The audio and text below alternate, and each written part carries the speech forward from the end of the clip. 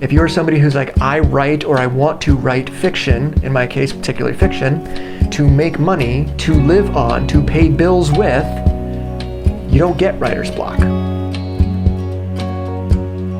Writer's block. I'm going to give you a little something about writer's block that isn't frequently addressed and really needs to be. This is an opinion. It's not prescriptive.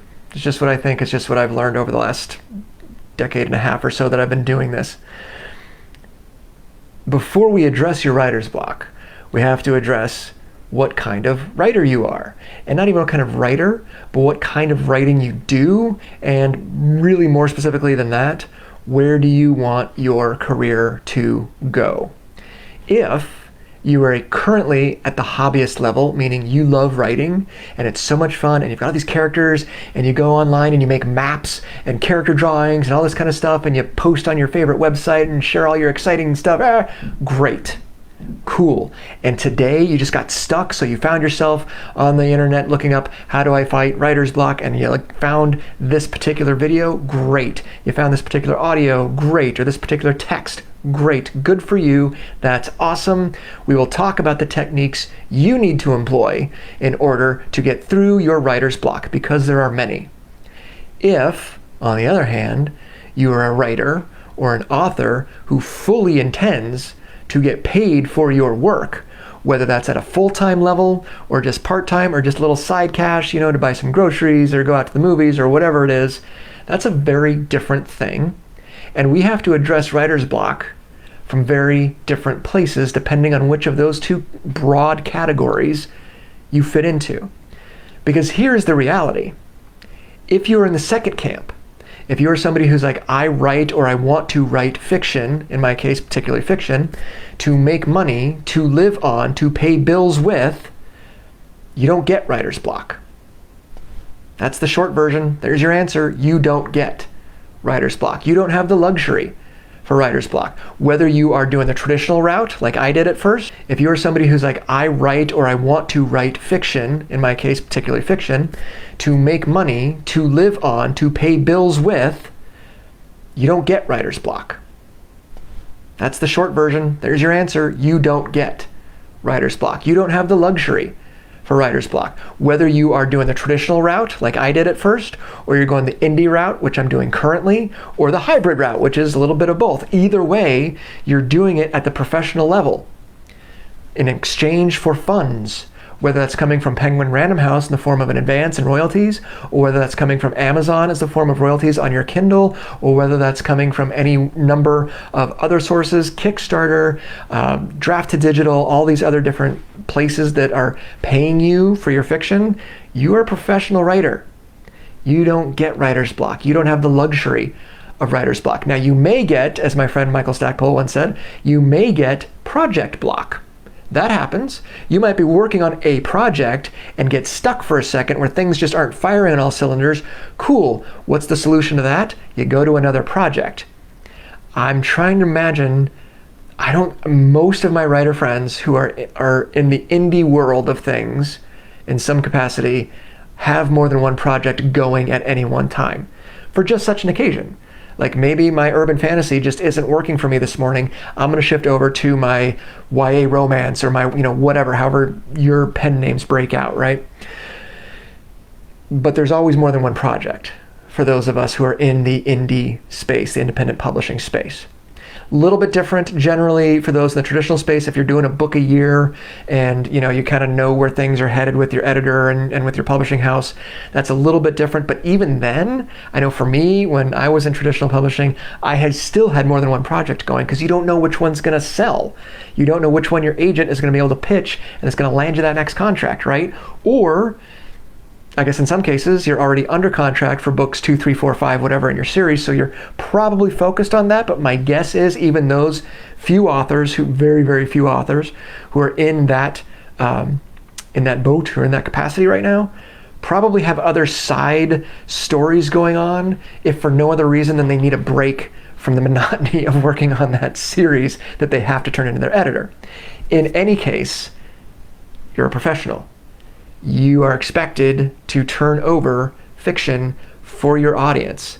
There's no room for writer's block. okay? Let me give you an example for that. I just finished writing a book for a publisher, and I had, I think, 4 months or so to turn this thing over. I wrote a 90,000 word novel in 3 months. One of those months was just research and outlining. The other 2 months was writing. And almost every day, I got up, looked at where I was, figured out, what part of the story I'm in, and dove in and got my, I think it was 2,000 to 3,000 words a day in, boom, boom, boom, boom. Because I had an outline, and I was following that outline. And when you've crafted a really good outline, you don't get writer's block. You might get tired, which is different. If you, personally, physically, are under the weather, for whatever reason, that's not writer's block. That's just me having a shitty day and I can't do any writing today, which is why when I was under contract for that particular novel, I was overwriting as much as I could because I had to work, I had to build in time for, God, what if I get sick? What if one of my kids gets sick? What if my wife gets sick? What if something happens? The house floods or, what things happen.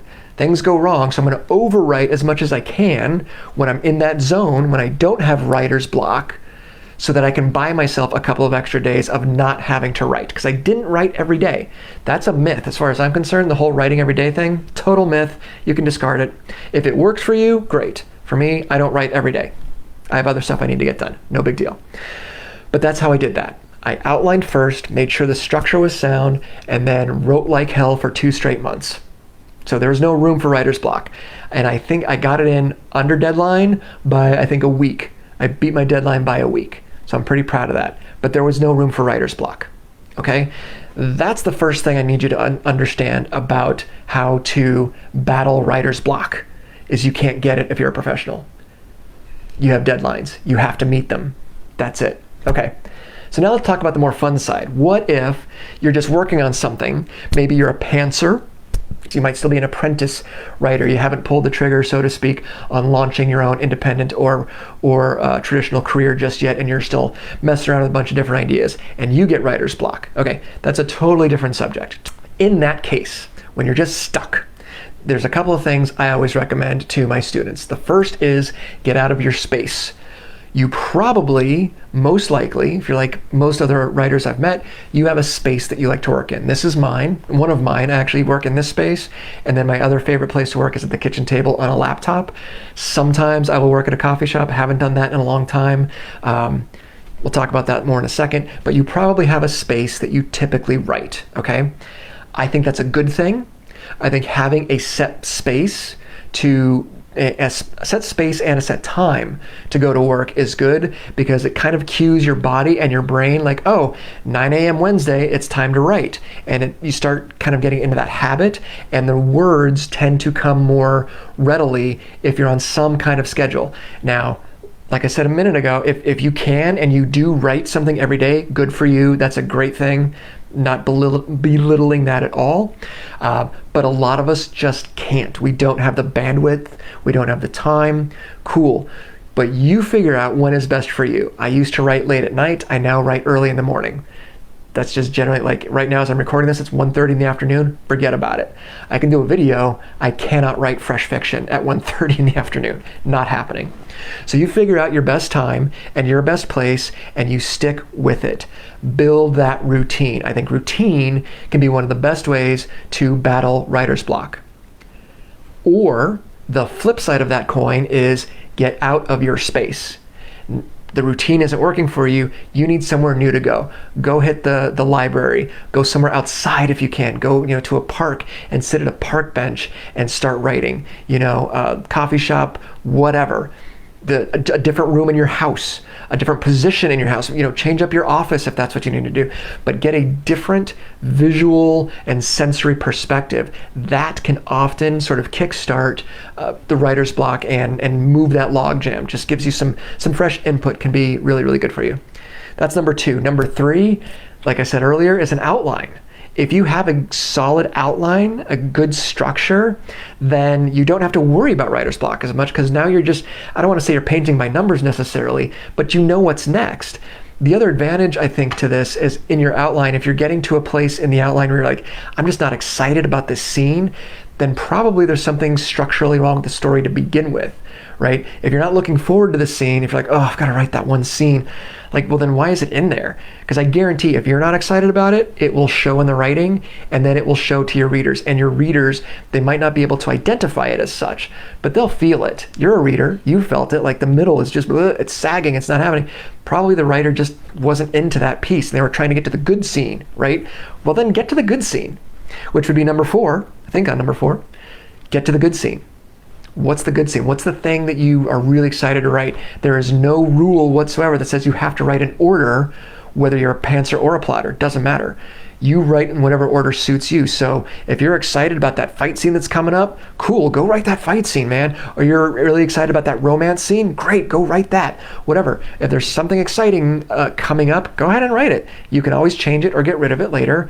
But as long as you're doing the work and getting it out, that's the important thing. Watching favorite movies, reading favorite books, listening to favorite music, reading favorite poetry, things like that can be really good, I think, for breaking up a really solid logjam in writer's block. What I don't recommend is mindless scrolling. Those are two different things. Giving yourself 2 hours or whatever to sit on the couch and watch The 13th Warrior, which is what I do, or whatever your favorite movie happens to be, whatever mood you're trying to capture, because I guarantee your voice, capital V, your capital V voice was influenced by movies, by media, by songs, other things that you've read. So invest back into those. Go read your favorite book.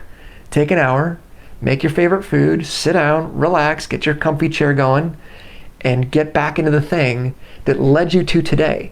Other authors, other storytellers guided you to today. You know that. I know that. Go revisit them. Hang out with them. Read them. Watch them. Which is not the same thing as, well, Tom said to take a couple hours. I'm going to look at YouTube. No.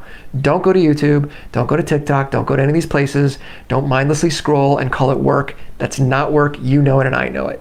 I'm talking about the deliberate, intentional act of taking an hour, 2 hours, whatever, to relax, get back in touch with yourself, get back in touch with your heroes, your mentors, and then see how the scene progresses. See if that logjam breaks up or not. Which brings us to, I think, number 6. I don't know. I'm not really good at keeping numbers in my head. And that is to not worry about it. That is to get the hell out of your home. Go experience the outdoors. If it's too cold, don't stay out too long. If it's too hot, don't stay out for too long. Whatever. Be safe, obviously, but get out. Get out and get moving. A 10-minute walk, a 30-minute walk can change all kinds of things. Put your phone away. Don't put your earbuds in. Just walk. As you're walking, or if you can't walk for whatever reason, cool, just be outside and just sit. But as you're sitting or as you're walking, notice and take note of the things around you, but dive deep. Don't just look at the pretty flowers. Stop, literally smell those roses, smell those snapdragons, touch them.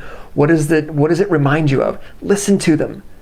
If you break off the twig of a tree, just a little bush, what does that sound like? What is the texture of that little stick that you just broke off? What does it smell like? Get that stuff into your brain. Don't worry about the book. Don't worry about the scene. Just get those sensory things going. And I can't guarantee, but I'm confident that when you sit back down, you will find a new sort of freshness to the writing. Okay, one more and then we'll call it a day. Last one is simply this: write something else. We talked about project block, right? Forget what you're working on, go write something else. Something brand new. If you don't know what to do, if you don't have another project in the back burner, that's fine. Take one of your characters from this current project and put them in a locked concrete room with some other character, either one of yours or a character that you like from literature or movies or whatever. Lock them in this room and let them start talking to each other and just see what happens. One of my favorite stories about this, about breaking writer's block, is I took a 17-year-old girl who is an artist, my novel Zero back here, and I put her in a room with a 30-year-old space pirate. And I locked them in a concrete bunker just to see what would happen. And while you're never going to see that scene, because it's never going to be published, it was just a 2-3 page thing that I sort of wrote really quickly. But the dialogue revealed so much about both of those characters that there are still little elements of that exchange in those two books. It's weird, but it works. Just throw them in a room, see what happens, okay? So I hope some of that is helpful. Main thing to remember is start where you are, be honest with yourself about where you are in your career right now. If this is just hobby, if this is just fun, cool, don't worry about it, you'll get there. If this is professional, you need to think about it a little bit differently. Obviously, you can still use those suggestions if you're at the professional level, and by professional, I just mean money is changing hands. I don't care if you're making $5 a month or $5 million a month, doesn't matter, they're both professional. That's my hot take, I guess, okay? Either way, if you can use those ideas if you're a professional writer or you're still just an apprentice, either way is fine. But if you are at the professional level or you're planning to be at the professional level, then that changes how you're going to approach getting through this block, because now, frankly, your ass is on the line. Neither is better or worse. It's just a reality that I wish more people would understand when they get into this business. And it is a business. Okay, that's all I've got. I hope that's helpful. Leave me questions, leave me comments. I'm just glad you're here, and we'll do this again soon. All right, take care.